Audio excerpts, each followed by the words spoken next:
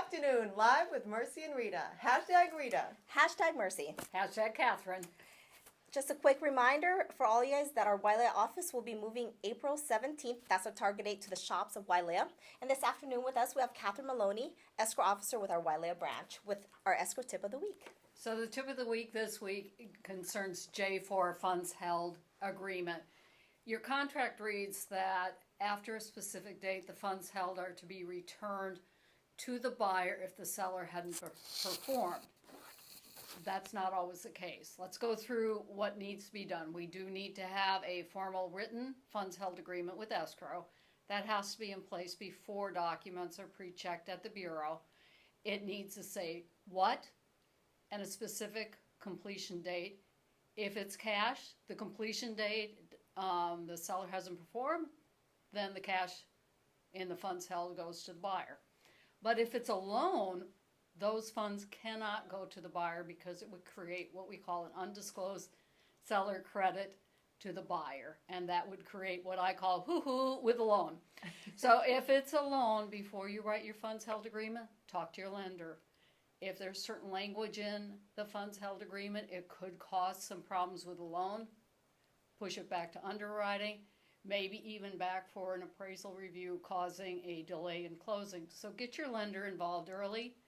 You want to make sure that you have an exit strategy that goes maybe to the vendors and not to the buyer, because you do not want to have any unexpected consequences.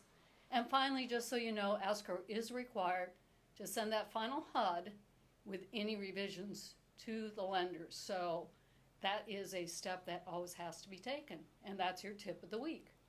Perfect. Next up, from the 2015 National Association of Realtors survey, please click the link below and open this up. We gathered information for you to help you with your clients.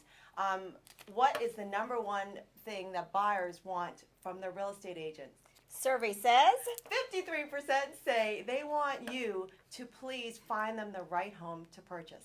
The second question is the benefits provided by you, the real estate agent. Survey says 63% of those surveyed, they want you to help them understand the entire real estate process. So take the time and go through from A to Z what they can encounter during this process. And then 59% pointed, they want you as a real estate agent to point out the unnoticed features with faults with the property. I imagine that creates trust with your client. Lastly, how the buyer found you as a real estate agent. Survey says 40% found you as a referral by a friend, neighbor, or relative.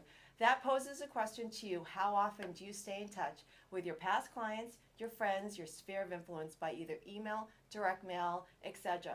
Please, if you're not contacting your clients in your sphere of influence weekly or monthly, see Mercy or me, and we can help you with any Fidelity tool that we have here. And also in this email, please download this flyer and review the 7 bullet points to understand the full value of the owner's title policy. And this will also be on our website.